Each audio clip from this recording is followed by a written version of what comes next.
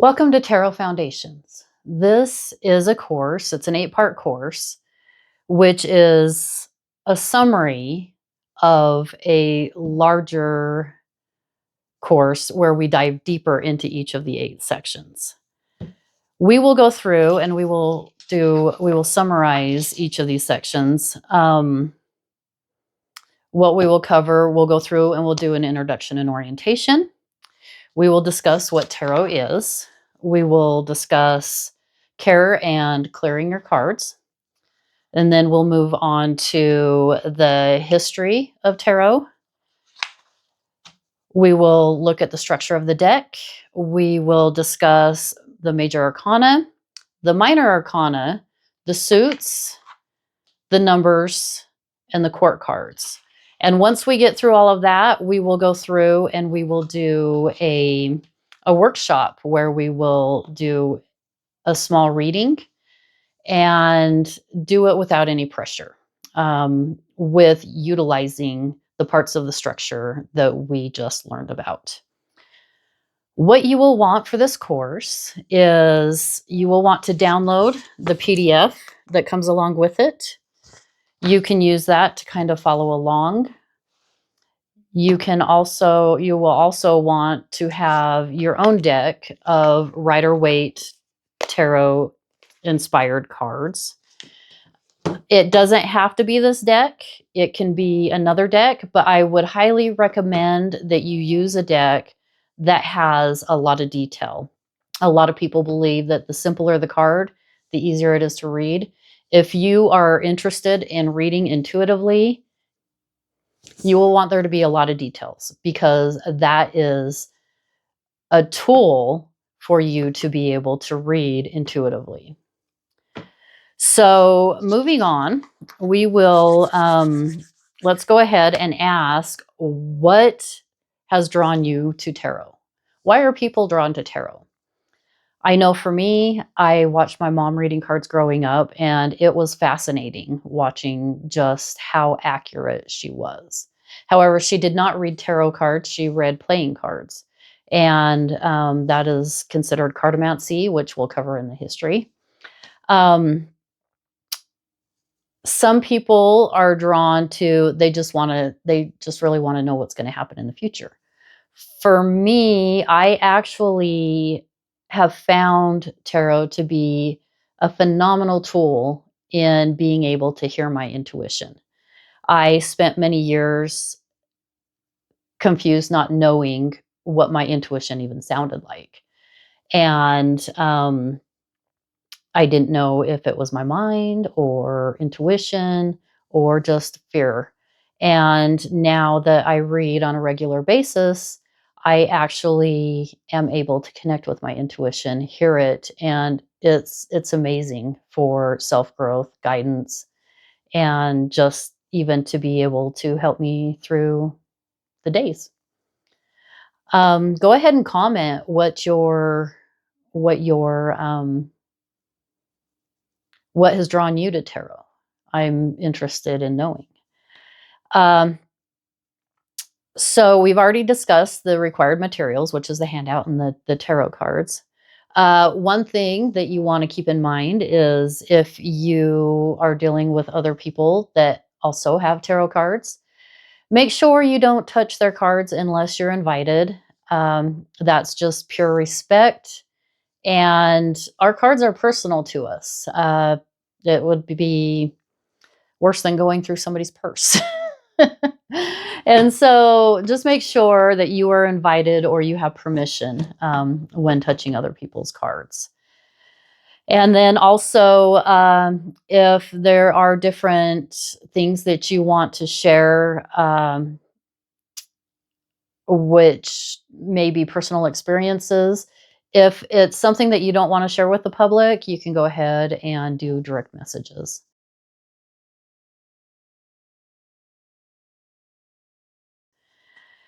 So, okay, so what is tarot?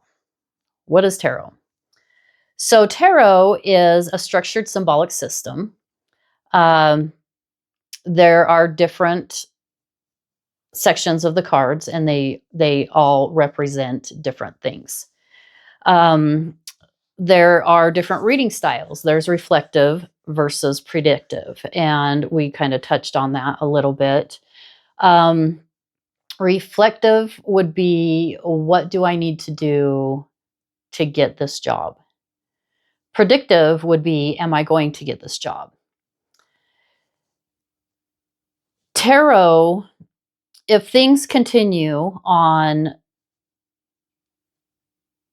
the road that you're on and nothing is not changed,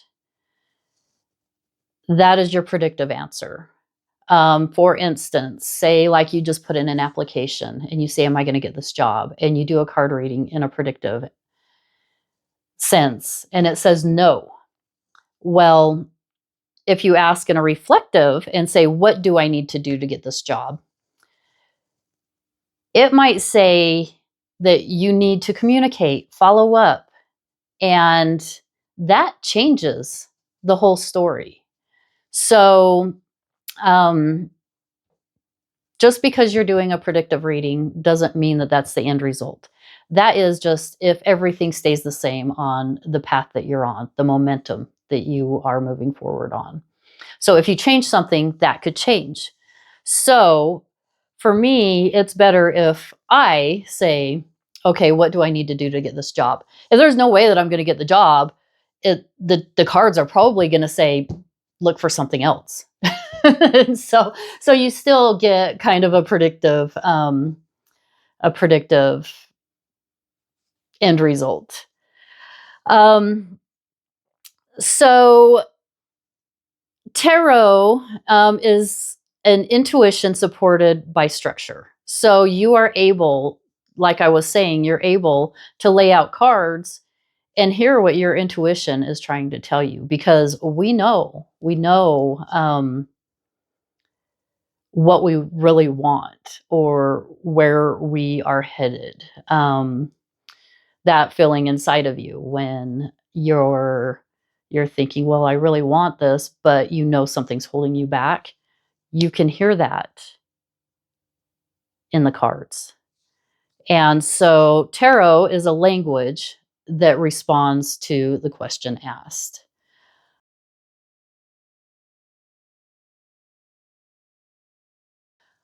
One of the biggest things that you want to do is decide how you're going to care for your cards. I keep my card, or store your cards. I keep my cards in a bag, in a velvet bag. I find that it's easier to carry around with me because they go everywhere that I go. Some people keep them in the boxes, which that is totally fine. I just, because I take them everywhere, I tend to put them in the bag because it's easier for transport.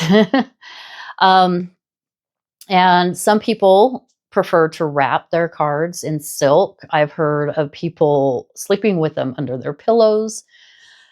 One thing is you probably generally want to clear your cards on a regular basis. Different methods of clearing cards would be running them through smoke, sage, or incense. You can knock on them. You can reorganize them, put them back in order, and then start shuffling again. I do that quite frequently. You can charge them in the moon.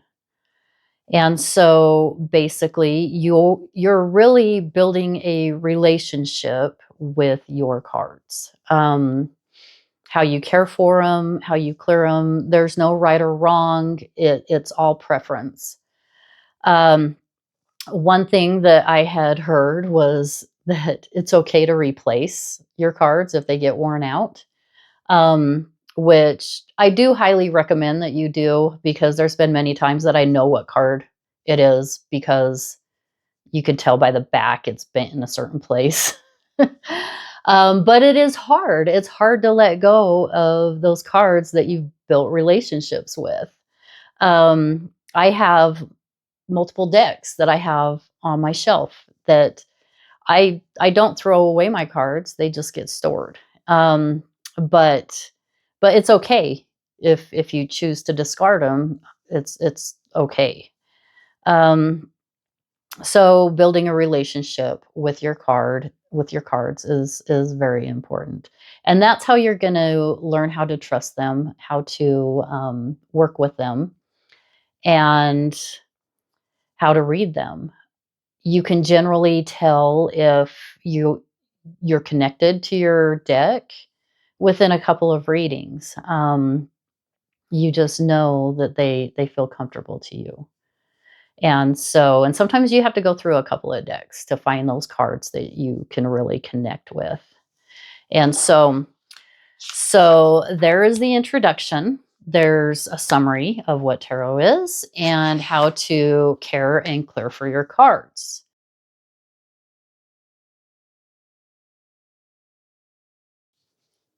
Okay, the first section that we're going to cover next is section 2. It is the history from Cartomancy to tarot.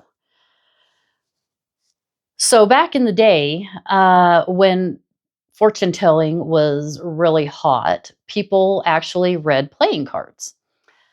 The tarot deck existed. There was an actual tarot deck, but that deck was used to play a game called Taroki. The game of Taroki was a regular playing deck, but it also had trump cards, which the trump cards are now considered the Major Arcana.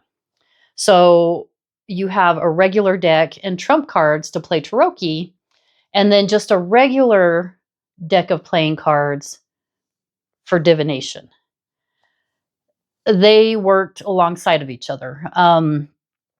The game itself was basically where they would lay down a card, and the idea was to win the trick, which meant get the highest card possible, and then they get to keep the cards. The full card existed in this game, and the full card would actually stay with the person who the card was dealt to. So, for instance, if somebody laid down a 5 of wands, the next person would try to lay down something higher in that same suit. If they didn't have something, they were allowed to lay down a trump card.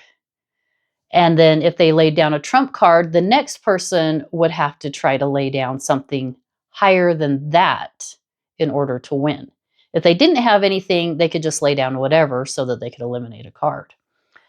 If they had a full card, if they had the full card, they could lay down the full card. But after the person who won the trick collected the cards, they would give the full card back to the original owner of that full card. And so the full was a way to just get through without there being any consequences or issues. As time went on and fortune telling became illegal and considered witchcraft, card reading became more, that's when it started turning more reflective. The Rider-Waite cards came out with images. They still had the same reputation as fortune telling. But when they came out, they took those trump cards, and which became the Major Arcana. But then they took all of the regular playing cards and gave them illustrations. So, for instance, the Ace of Cups is the Ace of Hearts. A lot of the meanings came over into the tarot, but there are differences. And so it's very interesting. So cartomancy was basically the root practice. The tarot card game was alongside, if not even before, divination, before the tarot cards were actually used for divination. And then fortune telling became restrictive because of the witchcraft, or people being able to connect to their their higher self without going through the church. It was a way to be able to eliminate control. So basically, tarot started changing in order to be able to protect itself. And now we even have oracle cards, which they're extremely safe. And people can actually use them regardless of what faith they believe in. They're being used in therapy. And it's because tarot itself is actually a fantastic tool to be able to hear your intuition and to be able to do self-reflection.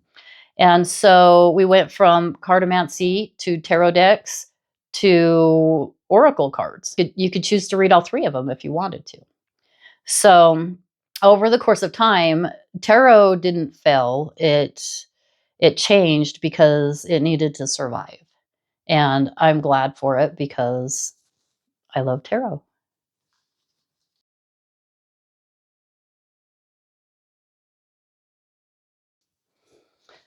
Okay, next section is the structure of the deck.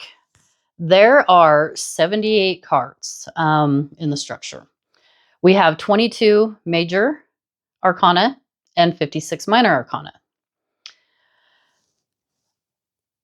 Of the entire deck, the major arcana are 22 of the cards. The minor arcana are 56 of the cards. They are broken down. The 56 cards are broken down into suits, numbers, and court cards. What I want you to do is take your tarot deck and sort it. If you have not already, pull out your cards and pull out all of the major arcana. The major arcana are going to be, you'll be able to figure out what they are because they will say the full instead of the playing cards. Or they'll have the name of what they are with the Roman numeral at the top. There is also in the PDF a little cheat sheet so that you can see the Roman numeral and see what order they go in. So if you pull out all of your major arcana and put them in order, if you need to, go ahead and pause the video while you do it. The major arcana should go from the Fool to the Magician, High Priestess, Empress, Emperor, and so on and so forth from there. Go ahead and put those in order.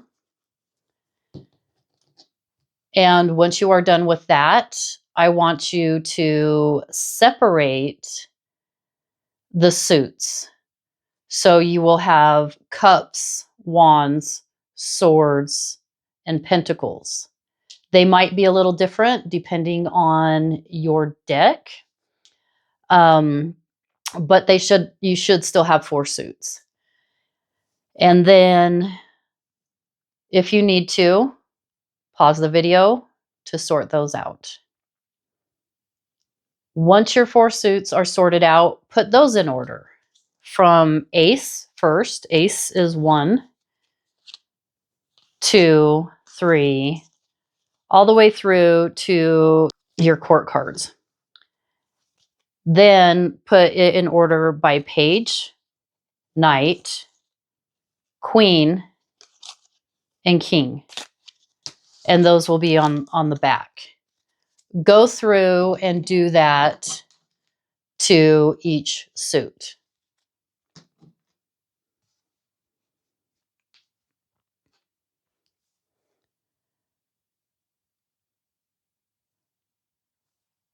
Once you have all of those broken down, you should have 5 piles. You should have your major arcana and then your 4 suits, and everything should be in order. We're putting these in order just for one reason, so that you can get familiar with your deck, so that you can break it apart and you're actually able to see the structure of the deck and how it works.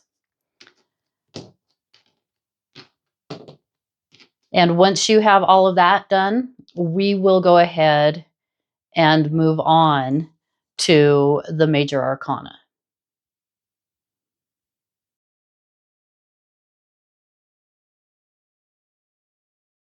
Now we're on section 4. We're to the Major Arcana.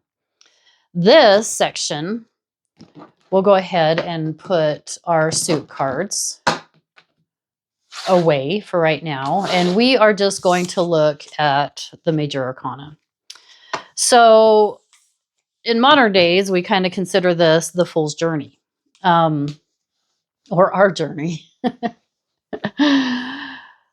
So we want to take, and we're going to look at just the Major Arcana. This is 22 cards. The Fool's Journey is repeating cycles. So the Major Arcana are significant life themes. And if you see it as a story, instead of trying to memorize the meanings, it will be a lot easier for you to read. And especially if you read intuitively, a lot of times the meanings will be similar to what's in the book, but, you know, it's not written in stone. And it's more personal and individual than this means this or that means that. So the Major Arcana, our life moves through stages. And you can go through a stage more than once. Life is not linear. And so one thing that you're going to notice is that it kind of builds up. So what I want you to do is take your Fool card. We're going to look at a couple of cards in this because it is a summary, so we're only going to cover 3 cards in the Major Arcana. I want you to pull your Fool card and realize that this is the beginning. The Fool is very open to possibilities. He's stepping into the unknown. Maybe trust without understanding, freedom of expectations. You can look at this card and just see it's the beginning. It's maybe not having a whole lot of knowledge. You can look at the little symbols and think, okay, so the dog, what does a dog represent? And it might be, a dog generally represents loyalty, but for somebody that's been bitten by a dog, they might read that completely differently. And that's okay. They might say, okay, you know what, you're being naive. Watch out, you know. So different interpretations will come from different people and their intuition and how they feel about certain symbols in the cards. So the beginning, we're going to go back to the Fool's Journey. The beginning is the Fool. Okay. Next, I want you to pull, because they're in order, you should be able to pull them pretty easily. Let's pull the Hanged Man. This is halfway through. It's 12. If you look at this card, what do you see? He's hanging upside down, but he's not in agony. This card, a general meaning for it, is pause, surrender, seeing things from a new perspective, or changing your view and not necessarily the situation. And so this one is about in the middle of the deck. So you went from starting a new journey to where you're maybe needing a new perspective on something or to take a pause. The third card that I want you to focus on is the World. So the World. This is completion, integration, wholeness. It's not the end. It's a completion before the next beginning. So this is the last. This is 21. This is the last card in the deck. And if you caught that, there are 22 cards. It starts with 0. So you have 22 cards, 0 through 21. The world is completion. Now, all of these other cards in the deck represent stages. And you can go back and forth many times before you actually finally hit completion. You can even hit completion, but maybe you need to also learn something else about the same situation, and you might go through different cycles again. The Major Arcana, like we discussed, they are significant life themes. So this is when you're going to have those aha, those epiphanies, and different growth and learning. The Major Arcana is fascinating, and in the course where we dive deeper, we will go through all of the cards, and discuss each one of them. And so that is a summary of the Major Arcana.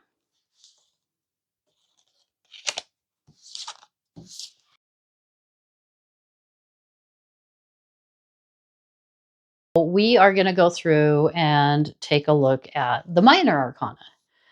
This consists of 56 cards. We have them organized, correct, in different suits, and they are in order. So the Minor Arcana represents daily experiences. The patterns will matter more than a single card. And they're the small moments that shape outcomes. Most readings that you will do will be Minor Arcana heavy. But many people do pull. If you do a 3-card reading, you could pull all 3 Major Arcana cards. But generally, because there are more Minor Arcana, you will end up generally pulling more. The suits go from 1 through 10, and then the court cards. And so we're going to kind of we're going to break those down in the next section, because we're going to go through the different suits, and then we're going to go through the number cycles and the court cards of each one. So for section 6, we're going to do the suits as life areas. So for instance, the suit of cups. The cups represent emotions and relationships. The wands represent energy and action. The swords are thoughts and communication. And the pentacles are work, body, material life. Let's take a look at, for instance, the 2 of Cups. Let's pull the 2 of Cups. The 6 of Cups. And the Ace of Wands. So let's pull those out and lay them out in front of you, okay? So we have the 2 of Cups, the 6 of Cups, and the Ace of Wands. So because we have 2 cups and a wand, this means that there's a strong emotional relationship going on. It's more emotional than anything because there's 2 cups. So you have a strong emotional relationship, and the Ace of Wands is an action. So We're going to kind of jump ahead a little bit, but the ace is a beginning. So this is an emotional relationship, and this is a beginning action. So you can kind of see how that flows. We will go ahead and jump forward to the numbers if we look at the numbers in cycles.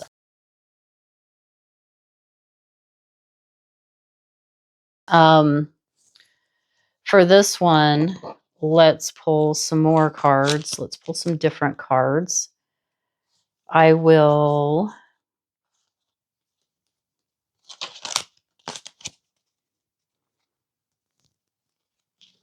have you pull. Let's pull the Three of Cups. Okay. Because we're looking at numbers. Let's pull the Three of Pentacles. And let's pull the Three of Wands. Now, you don't have to know any of this stuff yet. I'm just going over it just so that you can kind of familiarize. So the Three of Cups. A basic meaning for it is growth, or for threes is growth, collaboration, and something coming together. So all three of these cards represent growth, collaboration, and things coming together. You can kind of look at the cards and see that. Their numbers, they're at the same stage of the suits, but they're interpreted in different ways. And so if we look at ones, for instance, the aces, that is a beginning stage. In the middle, we have growth and tension. Towards the end, we have completion and renewal. So the closer to 10 you get, the more closer to completion you get. And that's kind of how the numbers move through. The next thing that we're going to go over and take a look at is the court cards.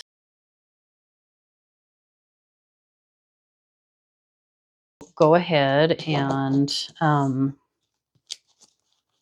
we can put these cards back, and we'll discuss the court cards really quick.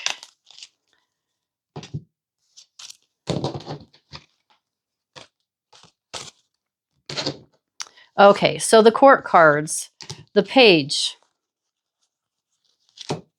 The page cards is learning, curiosity, learning. The knights are action, movement.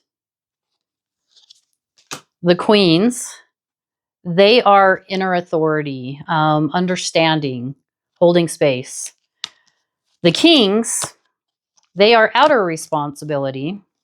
They lead, and they are a main authority. The roles of these cards can change. They can shift depending on the context. For instance, you can be represented by any of these cards at different stages in whatever it is that you're going through. And I will say, though, the court cards can represent people as well, other people. But they can also represent yourself. And that's something that when you look at the cards around it and you combine it with your intuition, you'll be able to start learning the difference in that. And so with that being said, that summarizes our tarot summary. And the next section that we are going to do will be the worksheet.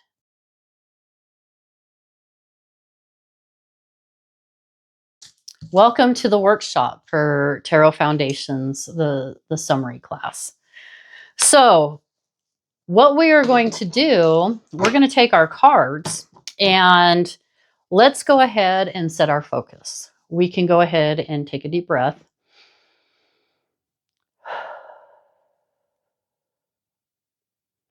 And let's just kind of ground ourselves.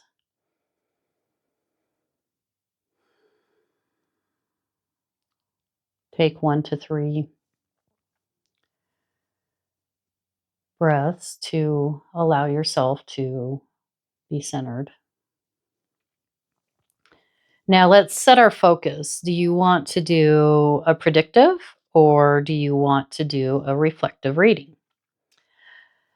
Go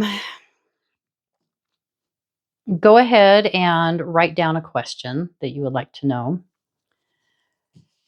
And while you're thinking about that question, let's go ahead and shuffle our deck that we just spent so much time putting it in order.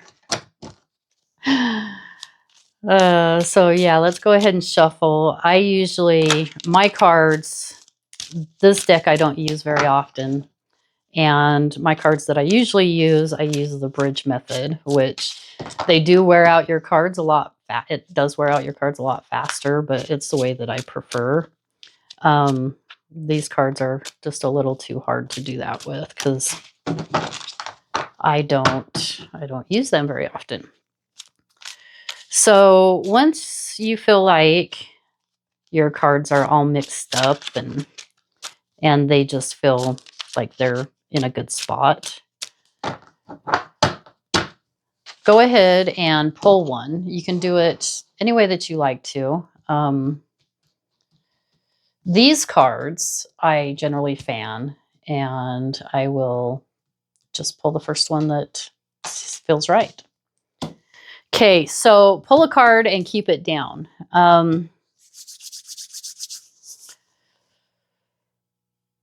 Let's go ahead and we're going to flip over the card, but we're not going to do anything other than see what the card is. We're not going to try to read it. We're not going to try to find understanding in it yet, because right now we are just learning the foundation, the structure.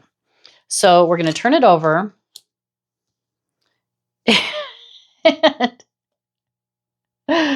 And we're going to look at what the card is, okay? So here's why I laugh. I just pulled this card. It's the Knight of Cups, okay? The last time that when I did this class in person, I pulled the Knight of Cups. So I just pulled the same identical card for the same exercise. Okay, anyway, so I wrote down the Knight of Cups. So write down what card it is that you've seen. Now, step 3, we are going to observe. You're not going to look at the meaning yet. What is the first thing that you notice on this?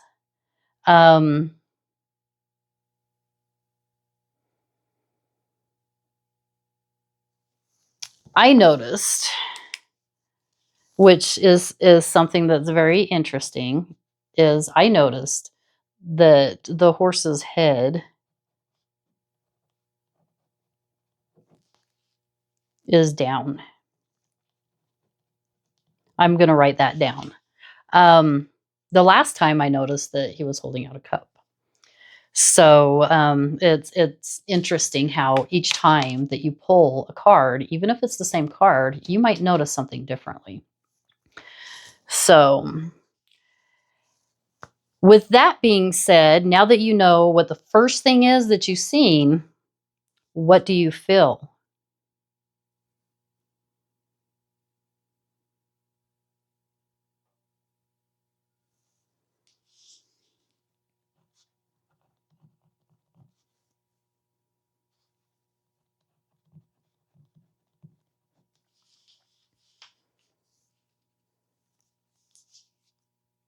So go ahead and write down what it is that makes you feel that thing, nothing else. Okay, so step 4. Is it a major card or is it a minor card? Now, your major is your Major Arcana. Court cards are minor cards, so go ahead and write down whether it's a major or a minor.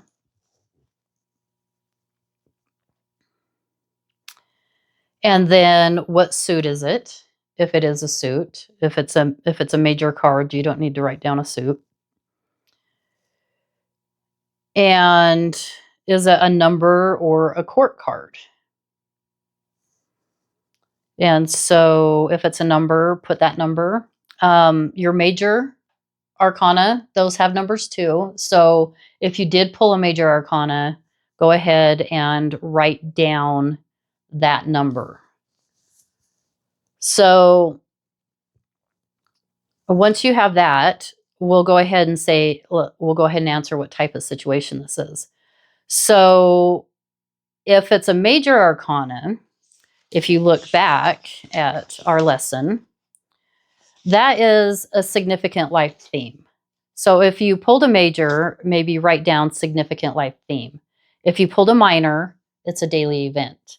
So write that down on the type of situation.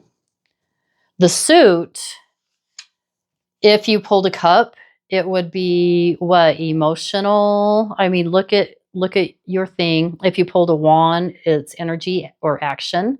A sword, it's thought or communication. Pentacles, work, body, material life. And so write down what the suit represents. And then is it a number card or a court card? And what that represents. Is it in the beginning stage? Is it like a 1 through 4? Is it in the growth stage? Is it in the middle? Or is it towards completion? You can do that with the major, and you can do that with the minor. Or is it a court card? Is it something? Is it an action? Is it a state of being? And so for me, for instance, I have a daily event. It has to do with emotions and relationships. And it has to do with action, something that I'm doing. And so you can go ahead and just from looking at the card, you have all of that information. And so if you take that and put it together with what you've seen and what you feel, you can go into an interpretation. You can say,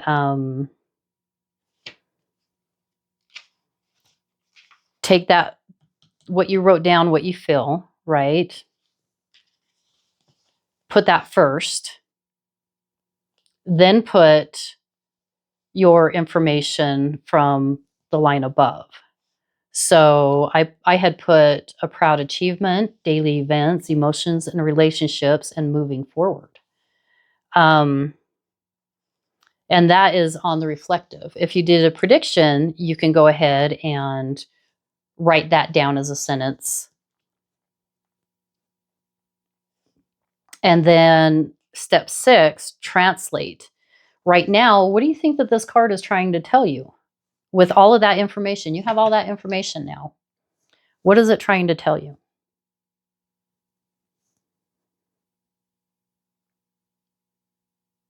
And mine, I had done this sheet when I was in the middle of a class. I was very nervous. It was my first class ever. And what did that mean when I seen proud achievement, daily events, emotions and relationships and moving forward? That told me that that particular class was a success. And so that's what I got out of that card. This time I'm seeing something differently. And I won't say that this class isn't a success, but maybe that I'm feeling a little nervous about it. a little shy, and that's where I'm at today. Same card, different meaning. And so with that, that covers the Tarot Foundation summary. If you are interested in going into any of these topics deeper, go ahead and sign up for the next classes.